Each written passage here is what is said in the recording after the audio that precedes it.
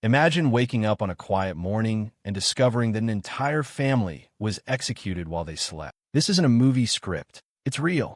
In April 2016, in the peaceful Pike County, Ohio, 8 members of the Rhoden family were brutally murdered in 3 separate homes, all located close to each other. It was the worst family massacre in the state's history, and still, to this day, one of the most disturbing in the U.S.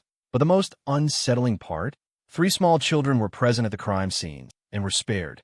They were alive, surrounded by the bodies of their... How could someone be cold enough to systematically kill 8 people, yet at the same time careful enough to leave infants alive? It was clear this wasn't impulsive. It was a meticulously executed plan, and more than that, it had a purpose. Who did this? And why? Was it a cartel? A vendetta? Or something even darker, involving the family itself? Nothing made sense. The community was in shock. Neighbors were terrified. Police at a loss. No shell casings. No signs of forced entry. No barking dogs. No witnesses. All the victims' phones had vanished. It was as if the killer, or killers, knew exactly what they were doing. Professionals? Maybe.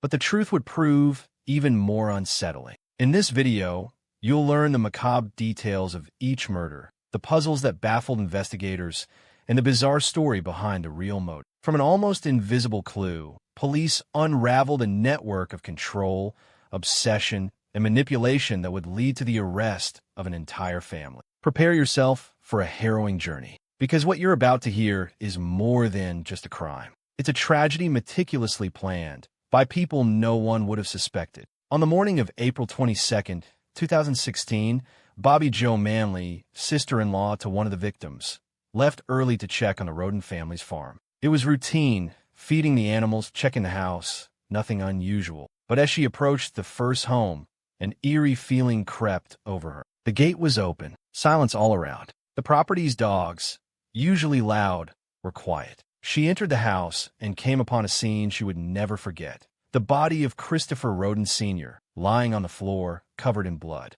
He had been shot multiple times. Frozen in shock, Bobby Jo began to search the rest of the house, trying to understand what was happening, and found more bodies.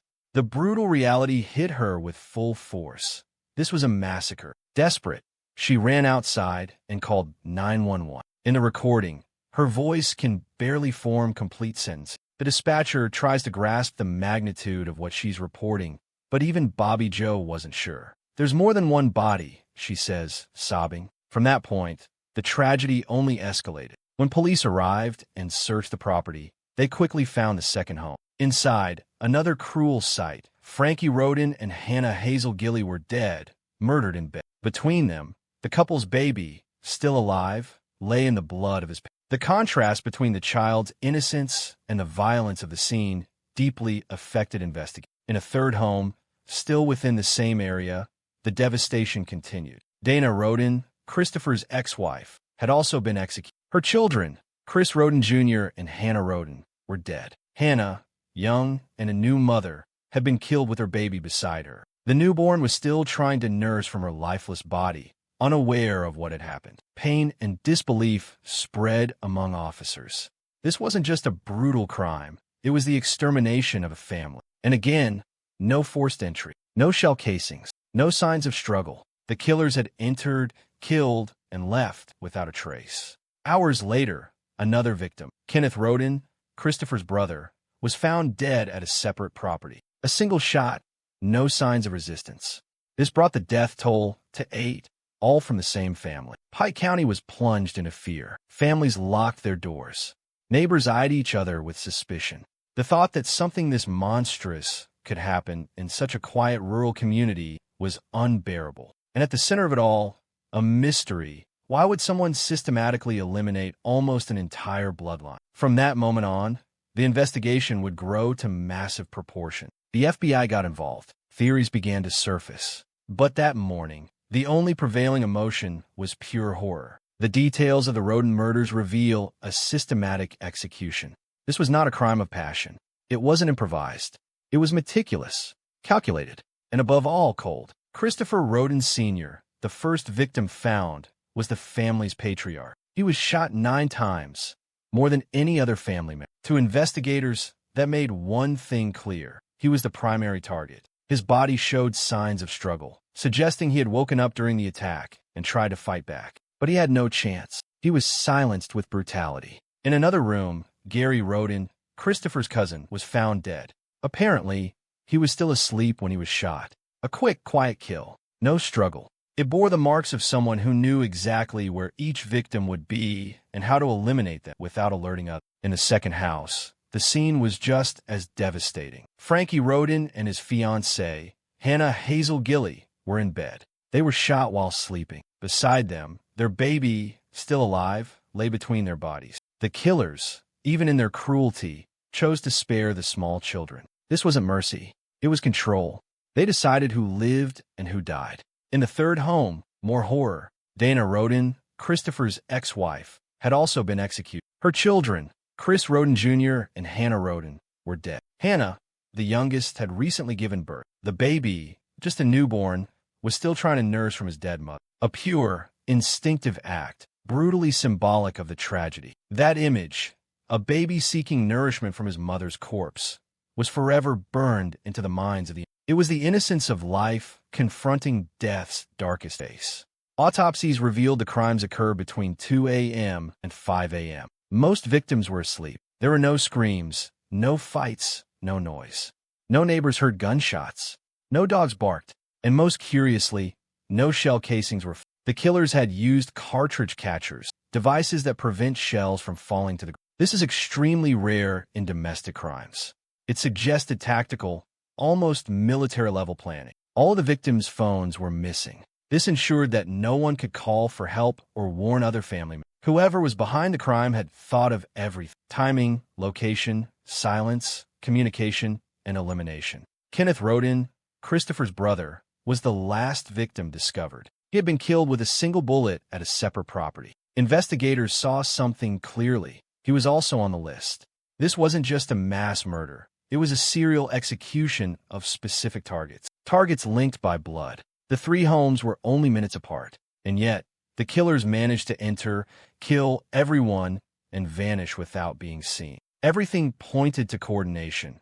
More than one person involved, each with a specific role. It was impossible for one person to have done all of this so quickly and silently. The modus operandi was professional. The victims were killed with precise shots. No excess, except Christopher Sr., whose death seemed charged with rage or symbolism. There were no mutilations or gratuitous violence. Just quick, efficient, definitive execution. This pattern, killing parents, sparing young children, removing phones, avoiding shell casings, formed a very specific profile. And the most striking thing was how well the killers knew the victims' routines. They knew where each person slept, which doors to use, which paths to avoid. It wasn't just an outsider watching. It was someone from within, someone with access, someone who, possibly, had been considered part of the family. The investigation now faced two challenges: uncover who had the motive to plan such a cruel crime, and how they managed to execute it without leaving a trace. The brutality was obvious, but so was the sophistication. And that contrast is what most intrigued the expert. The Rhoden family massacre wasn't a mistake. It wasn't an impulse. It was a strategic decision. A massacre in the name of something far bigger and far darker than anyone imagined at the time. And the answer was closer than everyone thought. Investigators quickly realized this wasn't impulsive. It was cold, methodical, and incredibly well planned. The home showed no signs of forced entry, no broken windows, no damaged locks that suggested the killers had direct access or knew how to get in without leaving a trace. Even stranger, there were no shell casings at the scene. Everything was clean, as if the gunshots had never happened. Later, it was discovered the killers used cartridge catchers and silence. Nothing was left to chance. Not even the dogs barked, as if they had been ignored or somehow calmed. All the victims' phones were gone. This wasn't theft. It was control. Without phones, there were no call logs, no messages, no location data. This ensured that no useful information would reach the police and that no one could warn the others. Autopsies revealed the shots were precise, usually to the head. Most of the victims were asleep. This confirmed that the attacks happened in a coordinated manner between 2 a.m. and 5 a.m. There was no chance to react. Everything was done with silence and precision. The absence of evidence, combined with the level of organization, led to bold theories: drug cartels, rural mafia, or organized groups like the Cornbread Mafia. Many believe the Rhodens were involved in large-scale marijuana cultivation, something that had been investigated before. Others pointed to family disputes, cockfighting, and custody battles. Each lead opened a new path, and all led to dead ends. As the weeks passed, one thing became increasingly clear. Whoever killed the Rhoden family had deep knowledge of their routines, their homes, and their vulnerabilities. This wasn't the work of strangers.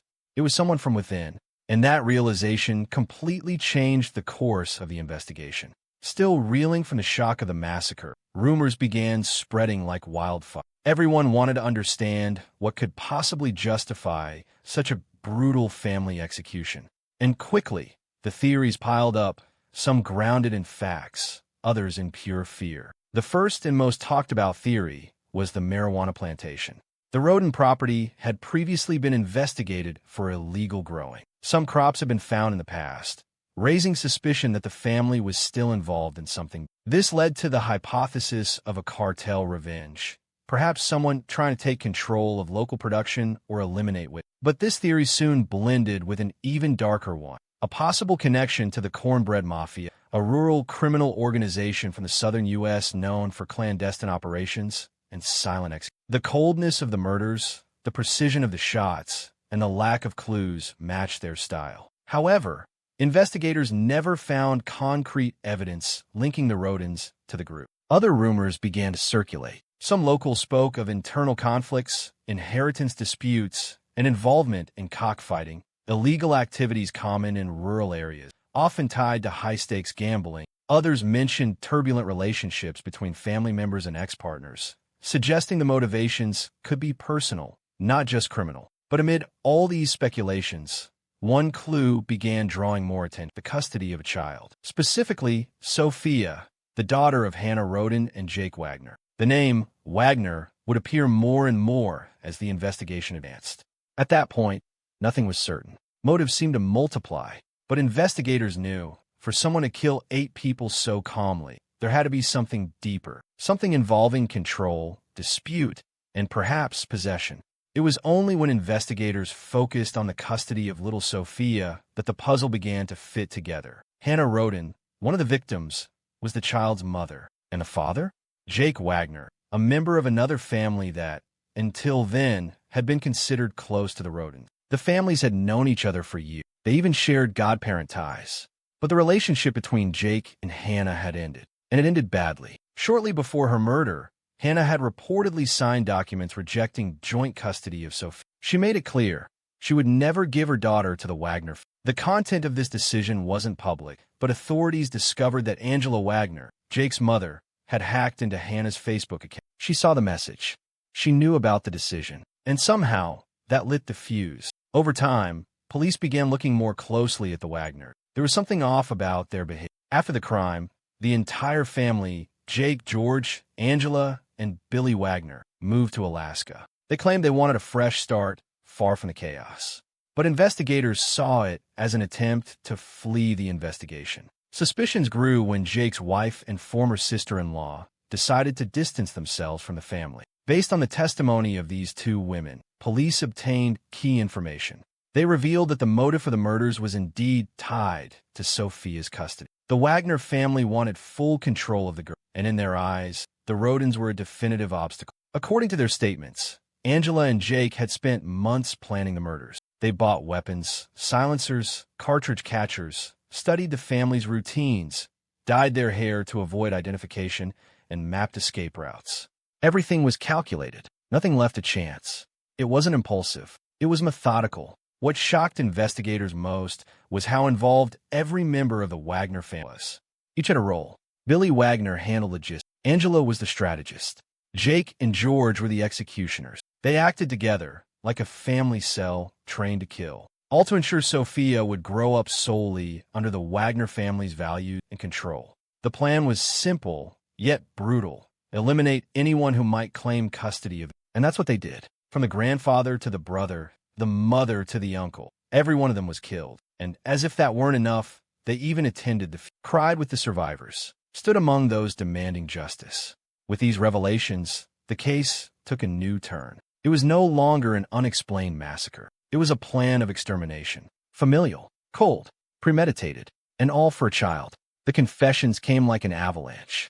In November 2018, more than 2 years after the massacre, Jake Wagner finally broke the silence. He confessed he had directly participated in the murders. But not only that, he implicated his entire family. Angela Wagner, his mother, was arrested. George Wagner IV, his brother too. Billy Wagner, the patriarch, was captured after a multi-state man. They were all involved. Each contributed to making the plan possible. And now, they would all face the consequence. Angela accepted a plea deal and was sentenced to 30 years in prison. Jake, by confessing and cooperating with authorities, avoided the death penalty but received life imprisonment without parole. George and Billy were also tried and convicted. None of them showed remorse. The impact on the community was immense. For years, fear had ruled Pike County. The mystery, the brutality, the lack of answers. And in the end, the killers had been there the whole time, greeting neighbors, attending vigils, pretending to mourn while hiding the most cruel plan imaginable. The motive, custody of a child, seemed small compared to the scale of the tragedy, but revealed something deeper, the absolute desire for control, the belief that any obstacle could be eliminated, even if it meant murdering an entire family. The Rhoden family case became one of the most shocking in U.S. history for its brutality, its coldness, and because it was executed by another family. A long, meticulous plan involving parents, children, siblings, all united by a monstrous goal. In the end, justice was served, but the price was immense. 8 lives lost, orphaned children, a community scarred forever. And one disturbing reminder, sometimes the real monsters aren't hiding. They're at the center of your life. They call themselves family. Even after the trials, confessions, and convictions,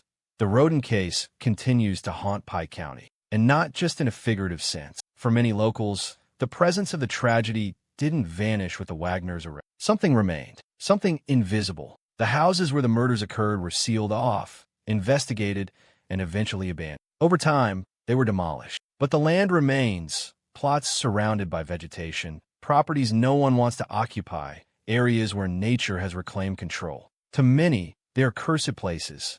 Shortly after the murders, neighbors and residents began reporting strange occurrences. Lights deep in the woods, shadowy figures moving between trees, the sound of footsteps in the dead of night. In a small county accustomed to rural peace, these stories began to add up. One man who lives near the former Rhoden residence swore that one night he saw a figure standing in a field, motionless, watching his house for hours. When he approached with a flashlight, the figure vanished into the darkness, without sound, without leaving footprints. He never forgot the eyes he saw reflecting in the dark. Others say they hear voices, distant calls from nowhere, childlike voices crying for help, the sound of footsteps in dry leaves when no one else is around. Dogs barking at nothing, cats refusing to walk down certain paths. A woman reported to local police that her 4-year-old daughter said she had spoken with a sad girl with light hair near a fence, right at the edge of the former Rhoden property. When the mother asked what the girl said, the daughter replied, she said she wishes she hadn't gone to sleep that day. These stories fueled a local legend. Some believe the spirits of the Rhodens never found peace, that they died in fear, brutality, and too much despair to simply move on, that the hate and injustice remained trapped in the land, turning those fields into places marked by pain. There are also reports from visitors who say they feel nausea, chills, or chest pressure when passing the road that leads to the family's former property. Sensations they can't explain,